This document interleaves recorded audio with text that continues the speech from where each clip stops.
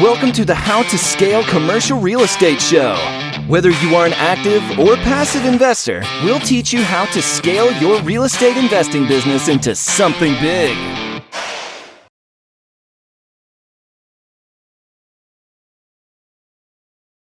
Hey, Sean, welcome to the show. Hey, thanks for having me. Man, it's a pleasure to have you. I understand you're based out of Chicago, and you guys are up there doing big things. I would love to hear your story, kind of where you started, where you are now, and how you got there. Yeah, you betcha. So as you stated, I'm located in the western suburbs of the Chicagoland area, specifically out of Aurora, Illinois, which is the second biggest city in Illinois. But my story starts, all the way back in summer of 2001, technically, when my dad took me out to dinner. Ultimately, kind of dropped the idea of investment real estate on me, or in essence, gave me a book that was about using investment real estate as a tax shelter. And that book, man, I don't even remember the title, but it was, straight out of the mid 70s. But it was good. Ultimately it gave me the introduction to this, assist this. I mean, I was straight out of college, and it was a great learning tool. So from there, I got involved in some different real estate investment clubs in our local area, which at that time, there was no Zoom, there was no online meetups. It was all face to face. Ultimately kind of got acclimated really over like an 18-month period where I would underwrite deals, talk to different landlords, start to figure out, what is the system I want to go with. And then bought my first property in what was June of 2003, just a 750 square foot, 2-bedroom, 1-bath condo, rented that out. That was just as the market was starting to really accelerate on the sales side. So before you knew it, by 2005, going into 2006, really you had to start renting to anybody that had a heartbeat, because anybody that had a heartbeat was already buying or had the ability to buy, because lending restrictions were so loose back then. So through that, had my first eviction in really late 2005, early 2006, and then another one with that following tenant. So at that point, I was like, what am I doing? Like, this landlord stuff is a joke. Bought a few properties over that time frame. 2008 came along, kicked my butt, and that ultimately wasn't able to buy anymore. Banks basically said, whoosh, there goes your home equity line of credit. You can't use that anymore, and you're on your own. So, cash flow was fairly tight during those years, from 08 to really 2011. But I decided to get my real estate license at that point, hung it with a Keller Williams here in the Chicagoland area. And really what I did is I kind of changed with where the market changed, and said, all right, well, instead of chasing down these investment properties and trying to just help buyers and sellers, I'm going to help folks that are underwater, and I'm going to assist in renting their property. And that ultimately evolved to like a third-party property management service in 2010. So October 2011, butt heads with Keller Williams, unfortunately enough, in regards to my model, to where I said, all right, it really makes sense for me to open up my own brokerage. So did that in October of 2011. And really there was no looking back. I mean, we got up to about 200 properties managed third party. I got back into the investment, buying game for myself starting in 2013, when I was able to find a portfolio lender, and, kind of did that alongside, third party property management, and slowly invest in investing portfolio, building that from 2013 to 2018. And then early 2018, I decided to sell the third-party property management portfolio to a larger brokerage out of Michigan, and took those proceeds and bought some small multifamily buildings. And then, basically it's been a value add play since then. So, June of this year, I refinanced a 16-unit building I own. Decided to take those proceeds. I've got them kind of sitting on the sidelines right now, but I've got them lined up to do a heavy value add on a 12-unit building in Joliet, Illinois right now. And then I'm just kind of working with the other assets I have in play, where I've kind of got a calendar lined up, right, where I know every year for the next 10 years what I'm going to refi and what and when, based on the prepayment schedule, when that shakes off, and when really the opportunity is needed for me to pull proceeds out of those funds and do it all over again. So that's, in a kind of a 5-minute who I am and what I've done and where I'm at. Right. No, that's fantastic. So it sounds like your niche focus, as you've scaled, has really gone to the smaller multifamily. Correct. Yeah. And when I've kicked around the idea of self-storage this past year, and I came close to putting a few self-storage deals under contract. And it's still in the cards, frankly, but self-storage to me is very easy to reproduce. So my only fear with that particular niche is, you're able to take all those old big box shops and reconvert them to self-storage space. I've kind of stayed out of that arena because it's a little easy to get into from a production standpoint, I suppose. So small multifamily, a little self-storage. I've looked at other asset classes, but frankly, nothing's as attractive to me as multifamily. And part of the reason for that is I'm able to take the property management systems I've produced and just plug and play. And I can't necessarily do that as easily with, other asset classes. It's a little bit different. Right. Yeah. You'd have to kind of retool what to fit a new asset class. Correct. Yeah. Interesting. So small multifamily, the opportunity, it sounds like where you are is a good one. And you'd mentioned along the way that you were able to take the systems, and I think this is kind of the key. I keep hearing this today, is the systems that you learned in the property management side and now apply them on to to what you guys own in house. Can you talk about what systems you guys kind of use? Yeah, I can do that. In fact, what's kind of fun is I'm actually putting together like an audiobook right now to talk about, making more efficient property management systems for the landlord. Because what we've really experienced from 2010 to today, for me personally, and you see it in other industries, ultimately is tech compressing those industries, right? To make things more efficient, cheaper, better than they were just 10 years ago. And property management is no exception to that. So, really the four legs to any efficient property management system is you need to have a leasing process. You need to have the ability to collect rents and act on that if tenants don't pay. You need to have a good repair process, and you need to have a good inspection process. So, those are the four legs. And then, I can go into more detail if you want in each of those, but really using tech combined with what your asset class is to make that work the most efficient way possible is really what I strive to do on an individual level, and then for my clients' basis, and ultimately what I'm hoping to do for other third-party landlords and property managers out there. Right. So you sold your property management company, but you are still managing, or you're not? I mean, obviously you're managing your own, but you're still managing other people's properties or not? No, I'm not managing other people's property so much. I just tend to focus on my own portfolio. Part of the reason for that is I signed a non-compete for a few years, but I am potentially going to get back into it next year. Unfortunately, a few things fell through that were supposed to happen post-sale, and it kind of kept me here in the Chicagoland area naturally. So I'm looking at that as an option into 2021. So we'll see. Gotcha. So as you guys look to go forward, or I guess maybe as you look back on the last few years, I know you talked to tech being one of the things that kind of helped along the way, but what are some things you either had great success with and or some failures that that occurred along the way that you said, hey man, these are some things I really learned hard lessons from? Yeah, I mean, when I think about great success, I think about, where my mind was at back in 2007, 2008, where ultimately, the sale market tanked, right? And realtors are basically left with a shovel in their hand trying to figure out where they're going to dig out their next deal.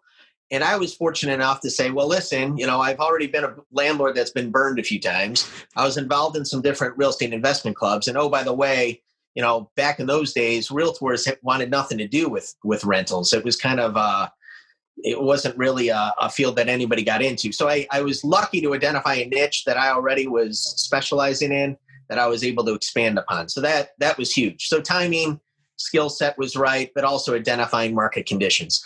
In terms of weaknesses, on the flip side, during that same time, I mean, I got involved in residential real estate investment at a time when we were already in a bubble.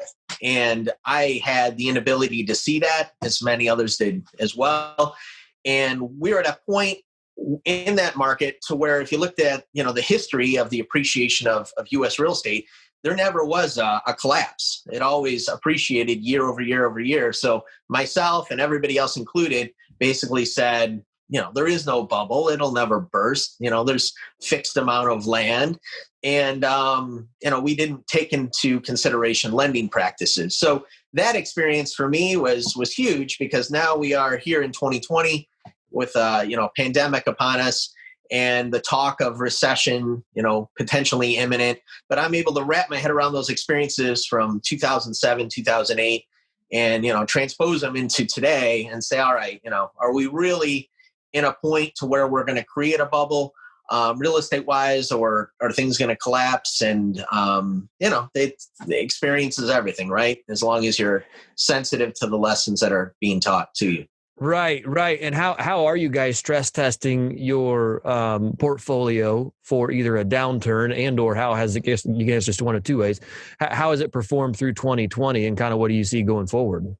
Yeah, well, I will say, I've had 4 small multifamily or self-storage deals under contract this year, and each one of them has fallen apart for different reasons, right?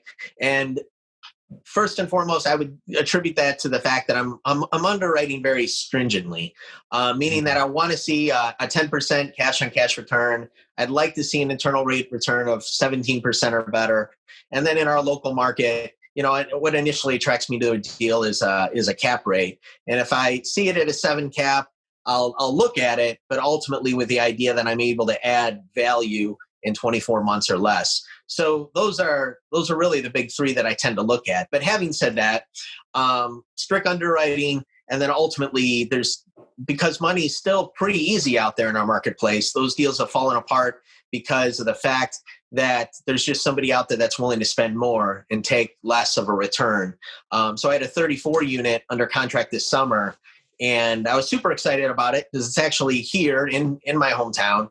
Was going to be easy to self-manage because of the distance and because, my systems work well in the Chicagoland market. But at the end of the day, the seller wasn't able to provide some of the due diligence paperwork. I mean, something as simple as a trailing 12 profit and loss until the earnest money went hard, which to me was totally obnoxious. And she was able to find another buyer that was willing to take the property under contract, have the earnest funds go hard with no trailing 12 profit and loss in place, which to me is ludicrous. So, it's stuff like that we're seeing. And, I'm at a point where I'm at in my career where I'm okay having cash on the sidelines. But, looking for those value add deals as I specified. Now, having said that, I'll just elaborate on the deal we do have under contract right now. It's a 12-unit building in Joliet. Kind of an interesting deal in that 6 of the units were completely renovated between 2018 and 2019, and the other 6 are down to the studs. Now, this is a property that's in a state, as the seller actually passed in 2019. And, that deal I'm working through slowly but surely. But as you can imagine, with the trades in such high demand right now, that's my Achilles heel is ultimately making sure I've got the appropriate tradesmen that are able to come in there, get the job done with a permit under a time frame that I've established, with the idea that by spring of 2021, we could have a fully occupied building that will ultimately refi out of or sell going into summer of 2021. So that's my latest fun deal that is a little more heavy on the rehab, but the upside is still pretty good. Right. Yeah. And it sounds like doing due diligence and really sticking to your guns has been kind of part of your not just ethos over the years, but part of your success even here in this year. Yes, that is precisely it. And now I think we're at a point in the marketplace and potentially over the next 2 years where we're going to sell it. We're going to separate the those that know the industry from those that don't. So you certainly want to make sure you underwrite your deals tightly, and then at the same time know what your exit strategy is and be confident that you can execute on that, because money's getting pretty cheap. The financing terms we're not giving away money like we were in 2007, 2006, but at the same time, it's pretty cheap. So you just want to be sensitive to how easy it is to access capital and the kind of deal you're getting into. Right. Yeah. Cause you could easily over leverage, with exactly. Money where it is right now. It's kind of wild times. And so we don't know necessarily where things are going. You could borrow more than you can afford to pay back. which we saw plenty of that, for those that didn't go through the 07, 08 period, that's just not a fun time. So that's awesome. Sean, I'm excited to hear what you guys are doing there in Chicago. Tell us, I know taxation where you guys are tends to be kind of a big, hairy deal. How are you guys, dealing with that as it relates to taxes there in the Chicago area? Because I know some people just avoid the market altogether because of that. You're right. And, the state of Illinois is certainly in a money crunch when it comes to a state government situation. And to your point, that's been reflected in the property taxes. Now, having said all that, keep in mind that, Illinois is in the center of the U.S. It has more railroad track running through it than any other state. In terms of source of water and just natural environment, it's phenomenal. And then you got the Chicagoland area, which is a massive metro area. Naturally, Chicago's the third biggest city in the U.S. with a diverse workforce, so on and so forth. So from a market underwriting standpoint, it's a phenomenal market, except for those darn property taxes. Having said that, the rents, as opposed to, the coastal regions are fantastic as well. So it's still an affordable market, one where properties cash flow, one where utilities are still relatively affordable, but you've got to be able to see past the property taxes or underwrite your deal with the idea that property taxes are always going to take up a chunk of your cash flow. So again, it all comes down to underwriting your deal in regards to any market you're looking at. So if you're in a heavy growth market, fantastic. But you want to make sure that your cash flows are going to account for the fact that your limited cash flows are going to account for the fact that you're going to experience that high appreciation. In Chicago, we kind of have the balance of both. I tend to feel, depending on what specific area you are in the Chicagoland area, you'll see anywhere from, a 2 to 6% year over year growth is what I underwrite for, depending on the region. And then I tend to see right now, roughly a 3% rental increase. But being where we're at in the market right now, when I underwrite a new deal, I try to underwrite anywhere from a 0 to 1% rental growth, because we just don't quite have this COVID thing under control, although it certainly looks like vaccines are on the horizon. So that's exciting stuff. Right. Absolutely. Sean, let's jump into the final four. If you were to distill everything you know down to one piece of advice and you were giving this to an aspiring investor, what would that one piece of advice be?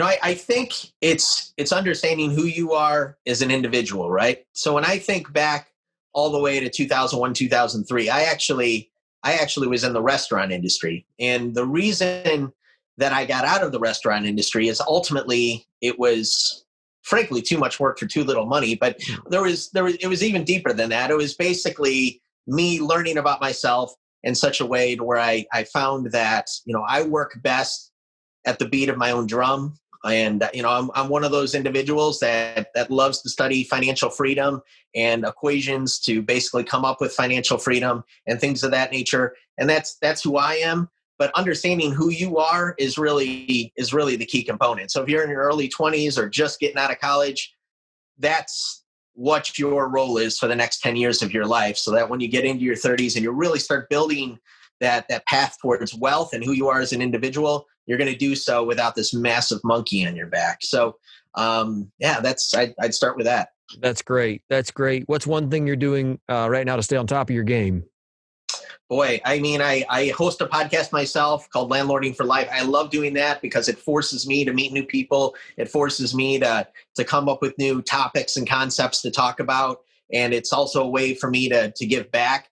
So I'm a massive proponent of doing that for anybody. And with that last question, there's one more thing I wanted to add. There's a book that I read this year that I think is really good in helping you build good character in the process of on your road to wealth. And it's called The Wealthy Gardener. It actually came out towards the beginning of this year, but I'd recommend all your listeners to check that out as well. That's awesome. Question number 3, and you might have just answered it, but when it comes to giving back, what's one way you're making the world a better place? Yeah, the podcast, again, is massive. I'm looking forward to putting this audiobook out on making more efficient property management systems. I feel like I'm at a point in my career where I could start to take some of my own education and experience and ultimately pass it on to the next generation. So that's really my goal over the next, 5, 10 years maybe and beyond. That's awesome. Sean, if our listeners want to get in touch with you, what's the best way to do that? Yeah, you could check out our website, landlordingforlife.com. The podcast is there, and it also provides you access to my real estate brokerage, Chicagoland Realty Group Partners. If you're looking in investing in the Chicagoland market, I'd be happy to talk to you as well in regards to ways we can assist in making that process easier for you.